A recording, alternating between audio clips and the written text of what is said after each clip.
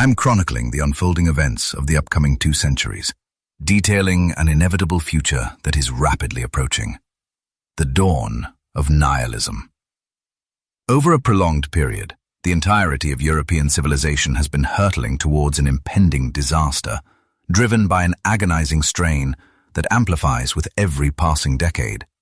It rushes forward fiercely and recklessly, much like a torrential stream, desperate to find its conclusion, utterly devoid of introspection and terrified of looking inward.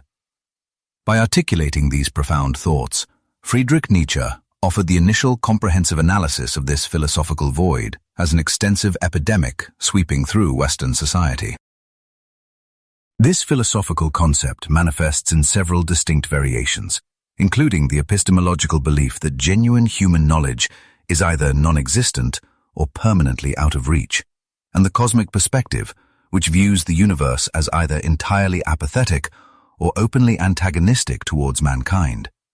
It also encompasses moral frameworks, asserting the absolute absence of any ethical foundations. Yet Nietzsche directed his primary focus towards existential nihilism. This specific variation essentially absorbs all other categories, as it argues that human existence, in its totality, lacks any fundamental significance or inherent worth. Despite this grim outlook, the German philosopher maintained that humanity is constantly engaged in the act of assigning worth to things, arguing that a life utterly devoid of such estimations would be fundamentally alien to the human experience. His primary apprehension regarding this philosophical void centers on the specific ideals that individuals choose to elevate. While he firmly believed that dedicating oneself to any ideal is inherently superior to total apathy, merely holding a passionate conviction is ultimately inadequate for breaking free from the grip of nihilism. The true nature of the objects you cherish holds immense significance, because falling into nihilism represents a profound failure to discover purpose or significance in the elevated dimensions of reality, effectively draining human existence of all its meaning. Nietzsche himself characterized this condition as the radical repudiation of value, meaning, and desirability. This profound dilemma takes center stage in The Will to Power, a posthumous compilation drawn directly from his personal manuscripts, though you must approach these unpolished reflections warily, ensuring they are contextualized alongside the formal treatises he authorized for publication while he was still alive. Throughout his extensive writings, we can categorize the philosopher's interpretations of this existential void into 3 distinct classifications: profound despair, profound disorientation, and a tragic absence of elevated ideals. He directly links the manifestation of despair to the teachings of Buddhism and the philosophy of Arthur Schopenhauer. Followers of the Schopenhauerian tradition firmly adhere to the conviction that agony is inherently catastrophic, arguing that our reality is dominated by misery rather than joy, leaving you endlessly tossed between the agonizing extremes of torment and tedium. From this pessimistic viewpoint, any brief moments of relief are incredibly transient, leading to the ultimate conclusion that life itself is fundamentally flawed and that non-existence would have been vastly preferable. In a comparable manner, Buddhist doctrine criticizes the nature of being and encourages severe detachment, urging practitioners to break free from the pointless wanderings of ordinary life, whereas Nietzsche passionately advocated for remaining deeply anchored to the physical world. Conversely, he explicitly tied the concept of nihilistic disorientation to the Christian faith. Followers of Christianity do not succumb to utter despair, as they are constantly comforted by the promise of divine salvation, transforming their religion into a potent remedy against the crushing weight of a meaningless existence. Within this framework, heaven represents the ultimate pinnacle of worth, acting as humanity's absolute rescue and offering a gateway into a divine realm characterized by unending tranquility and joy. This profound sense of spiritual confusion is most vividly illustrated through the author's renowned allegory of the crazed individual. who questions what humanity was thinking when it severed the planet from its guiding star. He frantically asks where the world is drifting, wondering if you are perpetually plummeting in every possible direction, backward, sideways, and forward, while losing all concepts of verticality and aimlessly wandering through a boundless void. The madman declares that the divine has perished, remaining deceased by human hands, and agonizingly questions how the greatest of all assassins will ever find solace. He laments that the most sacred entity the universe has ever known has perished beneath our blades, wondering what purifying waters could ever wash away such a profound stain, or what monumental rituals of redemption society will be forced to engineer, ultimately asking if the sheer magnitude of this assassination requires you to elevate yourselves to divine status merely to justify the act. The philosopher essentially functioned as a sensitive instrument, registering the monumental seismic shifts triggered by the collapse of divine authority. As the esteemed academic Walter Kaufmann observed, Nietzsche experienced the torment and despair of a universe devoid of deities with such profound intensity that he practically lived the destiny of future eras, long before his contemporaries could even grasp the catastrophic implications. This sorrowful declaration regarding the demise of the divine stems from the fact that faith had served as humanity's primary reason for existing for thousands of years, only to be systematically dismantled by the relentless logic of the Age of Enlightenment. Empirical observation compels you to maintain a healthy skepticism regarding any existence beyond the grave, highlighting your utter insignificance within the vast universe and proving that you are merely an evolutionary byproduct born by sheer chance amidst the endless cycle of creation and destruction. The philosopher eloquently argued that the arrival of this existential emptiness was absolutely mandatory, as it represents the final, unavoidable consequence of the moral frameworks society has historically cherished. He asserted that you are obligated to endure this philosophical void to truly comprehend the actual worth of those previous ideals, ultimately recognizing that humanity will eventually demand the establishment of entirely novel principles. A profound psychological emergency arises the moment you realize that the universe entirely lacks the intrinsic significance you desperately desire, or the inherent purpose you have historically assigned to it. From the perspective of the faithful, the protective deity vanishes, leaving no supreme entity to offer guidance, compensate for earthly miseries, or bestow a sense of profound meaning. Consequently, the Christian faith essentially engineered the very instrument of its own annihilation, establishing an inferior yet undeniable manifestation of the philosophical void. The ultimate collapse of this religious structure was orchestrated by its own irreplaceable ethical standards, specifically driven by an uncompromising dedication to truth that ultimately recoils from the deceptive nature of religious narratives surrounding human history and the cosmos. Our departure from Christianity stems not from a distant relationship with it, but from an extreme proximity. Because this faith presented its specific worldview as the absolute truth, Nietzsche argues that its collapse pushes humanity past mere doubt into a profound suspicion of any significance whatsoever. This conceptual failure rests on the mistake of positioning supreme ideals at the very beginning of existence, instead of viewing them as ultimate goals.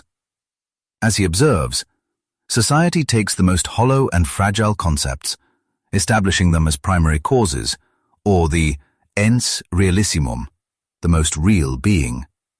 Consequently, these supposedly supreme principles are revealed to be entirely devoid of actual substance. To counter this, the philosopher urges you to build your foundation from the ground up, directing all your focus toward our current earthly existence. Believers experience a disorienting form of nihilism because they refuse to embrace the tangible, essential aspects of the physical realm we inhabit. Instead, they pour their vitality into a crumbling religious paradigm, fundamentally unable to assign any genuine worth to their actual surroundings. He famously declared that our tangible reality is the singular existing realm, while the so-called true world is merely a fabricated illusion.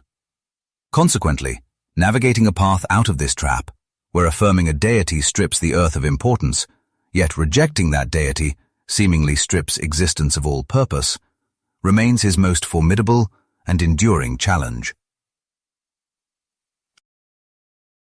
Adherents of Schopenhauer, alongside practitioners of Buddhism and Christianity, operate entirely beneath the shadow of the ascetic ideal detailed throughout his work, Genealogy of Morals. Historically, such individuals have completely abandoned worldly delights, choosing instead a path of severe self-restraint characterized by conscious deprivation, modesty, and sexual purity. This renunciation serves as a psychological survival mechanism to combat profound world weariness and revulsion, ultimately assigning a purpose to personal agony while temporarily holding profound despair at bay.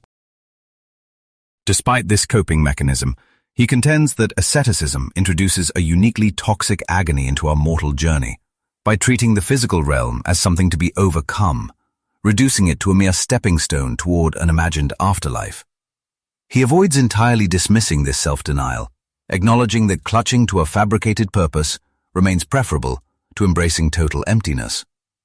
Nevertheless, he identifies this mindset as a destructive manifestation of a will to nothingness that fundamentally opposes human vitality. Consequently, a relentless championing of earthly existence permeates his entire philosophical output, driving his core intellectual mission. Because he crafted his ideas for a select few capable of understanding them, he fittingly subtitled Thus Spoke Zarathustra as a book for all and none. Ultimately, we encounter a void of elevated principles embodied by the last man, a deeply average conformist who finds profound satisfaction in mirroring the exact behaviors of the surrounding herd. These individuals represent a collective humanity perfectly content to wallow in trivial, unchallenging conveniences. The visionary author captures this tragic figure perfectly in Thus Spoke Zarathustra, warning of an impending era where humanity loses the capacity to generate brilliance. He laments the arrival of a truly contemptible creature, devoid of self-criticism, presenting the last man who blankly questions the very concepts of affection, innovation, desire, and celestial wonder, offering only an empty blink in response. In this grim vision, the globe has shrunk significantly, overrun by this diminutive figure who relentlessly trivializes every aspect of existence. This specific breed proves as impossible to eradicate as a parasitic insect, ensuring their mundane survival outlasts all others. Claiming to have engineered absolute joy, they simply blink, having long abandoned any harsh environments in their desperate pursuit of perpetual comfort. They maintain superficial social connections merely to extract mutual warmth, and they engage in labor only when it provides mild amusement, meticulously avoiding any strenuous or distressing tasks.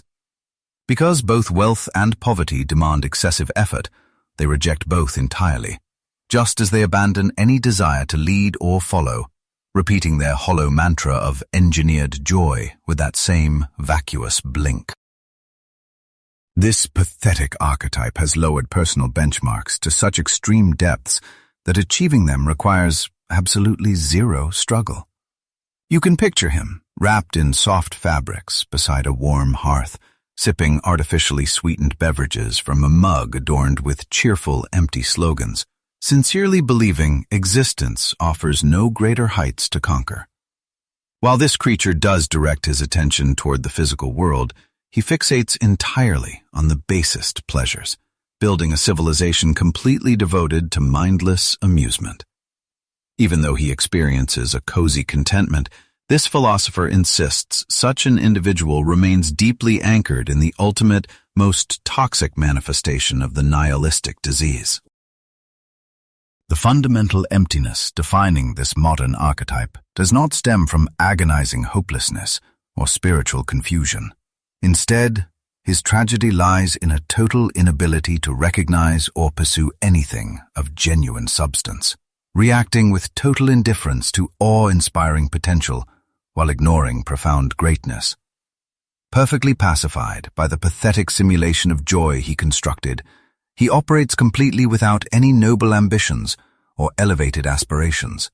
Consequently, the philosophical landscape maps out three distinct voids: the profound despair found in Schopenhauer and Buddhism, the deep disorientation characteristic of Christianity, and the complete absence of elevated ideals embodied by the modern conformist. By examining this progression, you can trace the historical evolution of ideological collapse and understand why humanity's downward spiral toward absolute mediocrity continues to accelerate. Early religious frameworks, despite their flaws, actively promoted existences dedicated to more than mere biological gratification, pushing followers to seek a deeper meaning for their actions. Similarly, Eastern philosophies and pessimistic doctrines served a comparable function by elevating a supreme, albeit twisted, ideal of spiritual detachment as the pinnacle of human achievement. While these perspectives remain fundamentally empty, they at least demonstrate a recognized hunger for transcendent principles, regardless of how misdirected those pursuits ultimately became.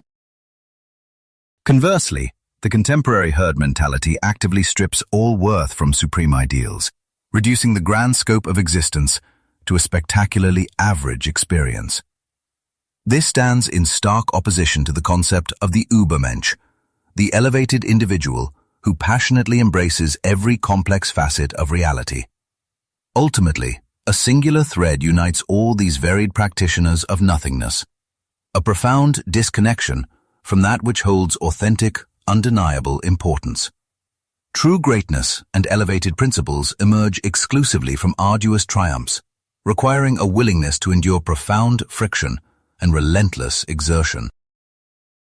The sheer difficulty of existence frequently drives individuals toward a desire to escape, manifesting as a profound denial of life or a tragic apathy toward paramount virtues like creativity, beauty, and human excellence. Friedrich Nietzsche argued that our tangible surrounding reality holds far greater significance than any imagined afterlife, serving as the true reservoir of these elevated values. However, humanity has largely failed to grasp this concept for the past 2 millennia. Capturing this sentiment perfectly in a letter, the Austrian poet Rainer Maria Rilke suggested that only when you and I learn to inhabit the abyss will the paradise we projected into the heavens return to us, allowing all the earthly fervor stolen by the church to be reclaimed, prompting the angels to sing praises for the mortal realm. This profound realization represents the exact life-affirming paradigm that Nietzsche urges you to embrace and treasure. Admittedly, certain individuals will find this psychological burden intolerable, and paradoxically, a life-denying nihilism will serve as a more effective mechanism for their continued survival and contentment. Yet, for those of us capable of making this philosophical leap, such a transformation offers a genuinely pagan salvation. Beyond the previously explored variations, the philosopher delineates 2 distinct formal categories of this concept within the will to power, describing nihilism as ambiguous, either an active manifestation signaling a surge in spiritual fortitude, or a passive form indicating the spirit's recession and decay. Nietzsche inextricably links the passive variant to the ascetic ideal and the philosophical frameworks erected upon it, explicitly targeting Schopenhauerianism, Buddhism, and Christianity. Conversely, the active iteration involves forging fresh significance in the devastating wake of shattered beliefs, precisely what occurs following the cultural earthquake known as the death of God. Viewing this proactive response as an immense display of fortitude, the philosopher notes that rather than surrendering like a passive counterpart, the robust individual confronts the void to establish original principles as an autonomous creator. Ultimately, he refrains from labeling this resilient figure a mere active nihilist, elevating them instead to the status of the Ubermensch, a being who fearlessly stares down the abyss, navigates the wasteland of meaninglessness, and emerges to passionately affirm existence. You might personally confront this terrifying void when enduring the loss of your most treasured anchors. Whether through the grief of losing a loved one, the sudden termination of a career, or a catastrophic natural disaster devastating your home. The profound peril lies in becoming so paralyzed by attachment that you remain trapped in a passive despair, ultimately concluding that your existence lacks any justification for continuation. Demanding that we fiercely combat and conquer this psychological trap, Nietzsche acknowledges the monumental difficulty of such a struggle, directly assaulting the crisis of values that terrifies our modern civilization. He warned that abandoning the moral interpretation of reality, having lost its authority after fleeing into a mythical beyond, inevitably plunges society into nihilism, where the highest virtues devalue themselves, leaving us adrift without a fundamental purpose or an answer to our most desperate questions. Today, the modern individual frequently discovers that inherited moralities are bankrupt, realizing that personal ambitions fail to provide a genuine destiny, and fleeting indulgences offer no lasting joy. At the core of Nietzsche's philosophical project is the urgent quest to determine if we can forge novel, earthly values capable of instilling human life with a renewed and potent trajectory. In our contemporary era, this profound emptiness is often channeled into secular substitutes designed to simulate meaning, most notably through fervent participation in collective mass movements. When individuals remain utterly lost, they frequently descend into a passive nihilism that breeds either a sheep-like conformism, risking a degeneration into the concept of the last man, or a catastrophic embrace of totalitarianism and destruction, dark impulses that culminated in the horrors of the 20th century and 2 world wars that permanently scarred our species. Because he systematically dismantled the moral foundations humanity guarded for thousands of years, many observers mistakenly brand the philosopher himself as an advocate of utter meaninglessness. In truth, his method of philosophizing with a hammer was never intended to blindly shatter, but rather to gently strike revered idols, exposing the hollow reverberations of the empty deities we mistakenly worship. Recognizing the total collapse of outdated belief systems as an absolute inevitability, he famously declared that whatever is already stumbling ought to be pushed, urging us to accelerate the decay so that obsolete doctrines might be swiftly replaced. Therefore, rather than surrendering to the void, his ultimate ambition was to conquer it entirely through a comprehensive revaluation of all values. This revolutionary ethical framework is fiercely grounded in life affirmation, built upon foundational pillars like the Ubermensch, the will to power, and the eternal recurrence. Envisioned as the ultimate antidote to the void, the Ubermensch embodies the supreme purpose we must actively inject into our lives, overflowing with vitality and serving as the definitive meaning of the earth. The philosopher explicitly commands you to remain fiercely loyal to this physical realm, maximizing your earthly potential and elevating your bodily existence above all abstract illusions. As the paramount champion of existence, who profoundly loves his destiny, only the Ubermensch possesses the immense fortitude required to shoulder the heaviest burden, embracing the eternal recurrence, the terrifying yet beautiful necessity of experiencing your exact same life endlessly. Defining his formula for human greatness as Amor Fati, he insists that one must crave nothing to be altered across all eternity, while ultimately harnessing the will to power to achieve absolute mastery and supreme dominion over oneself. Embracing your true nature constitutes a continuous, enduring quest for personal actualization. True joy emerges as the emotional reward for conquering adversity and enduring pain, ultimately leading to a profound expansion of personal strength.